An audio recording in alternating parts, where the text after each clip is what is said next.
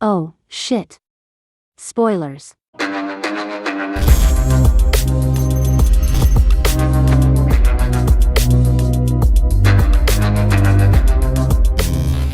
This flick begins in Russia, where a family of 3 chills by the river enjoying their time.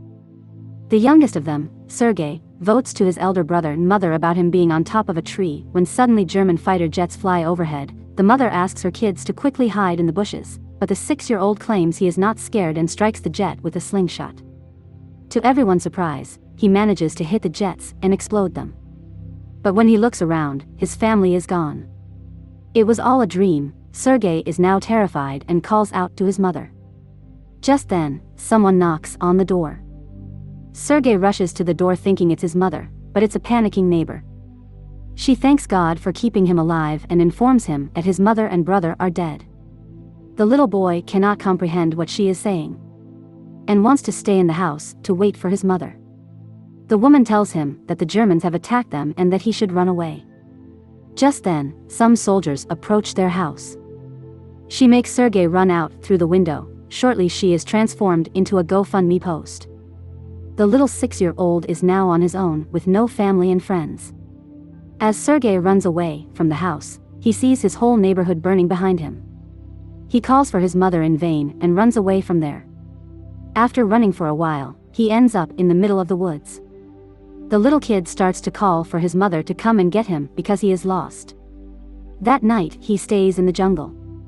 The following morning we see him drink water from a river. When the enemy soldiers approach his way, Sergei, knowing that they are dangerous, quickly hides inside a tree's roots. He is startled when a snake comes nearby, but doesn't utter a word or run away. Sergei is more scared of the soldiers than of the snake.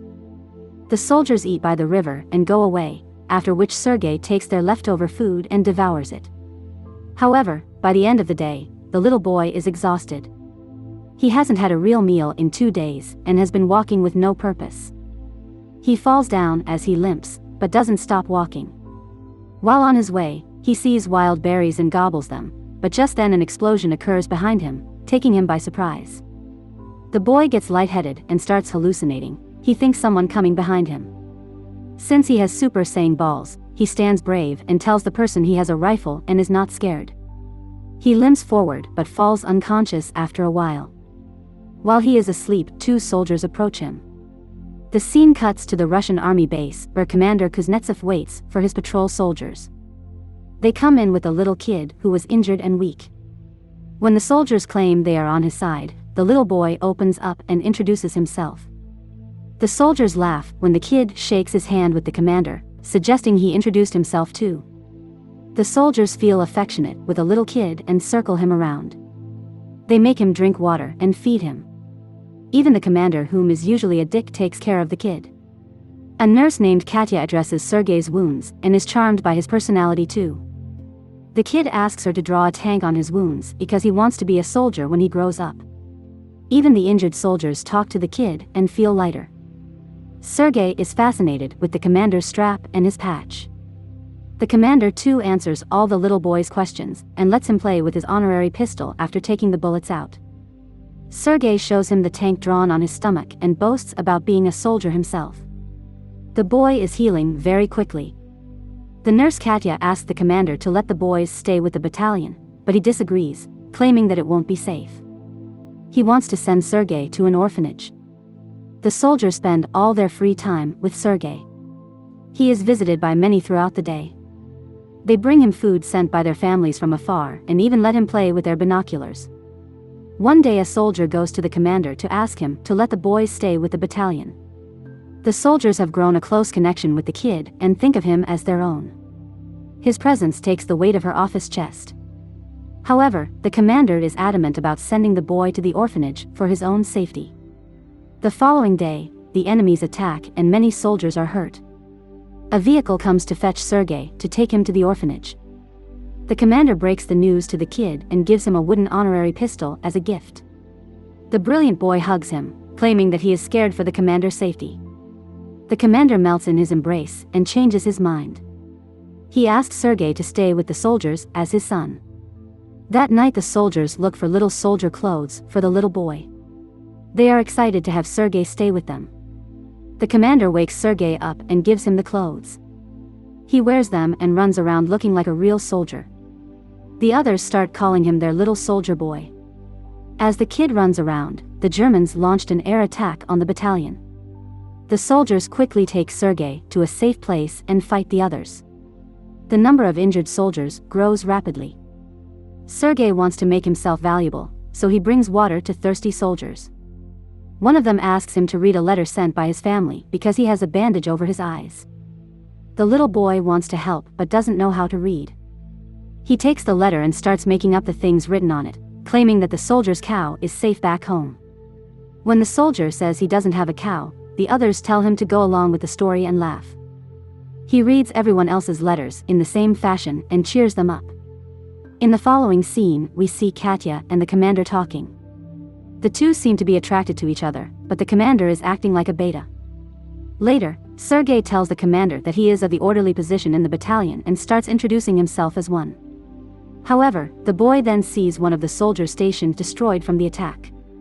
The commander teaches him to take his hat off to pay respect to the dead soldier. The next day, he insists the commander give him a mission and is given a task to distribute the letters among the soldiers. He completes his task efficiently and even makes the soldiers dance for him. The following day, Sergei goes a little far from the base with his binoculars as he is playing with them. He sees someone's leg moving from inside a haystack. He rushes back to the battalion and tells the soldiers about his findings. The soldiers think he's capping, but go with the boy anyway. When they reach near the haystack, they are flabbergasted to see two German spies hiding underneath. The spies are arrested and the kid is praised for his boss move. That night, the commander shows Sergei the legal papers for his adoption. He is now officially the kid's father.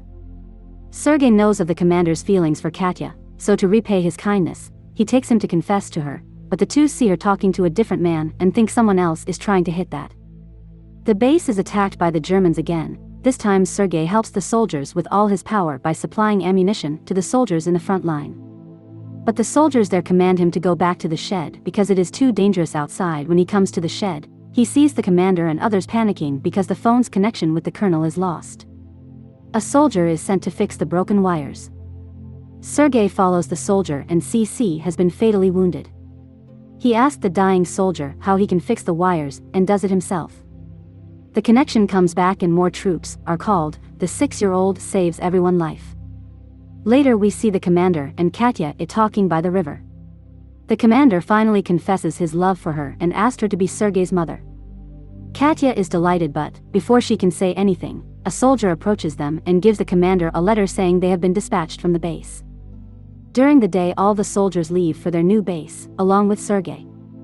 However, on their way they come across a minefield that blows off some of their vehicles.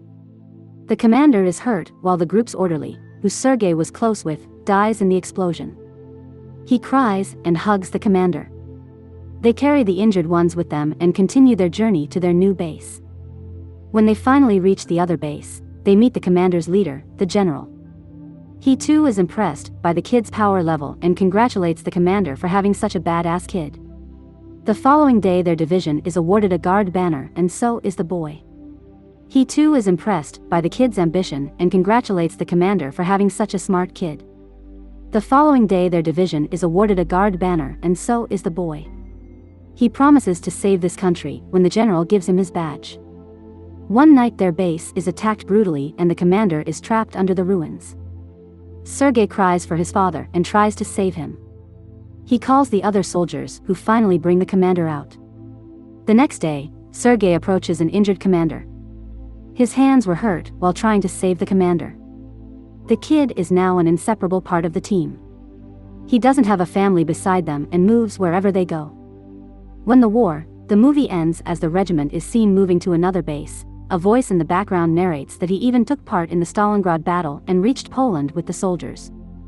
He is currently known as the world's youngest soldier ever, and the legendary story of his baldness is now spread for the whole world to hear. The end.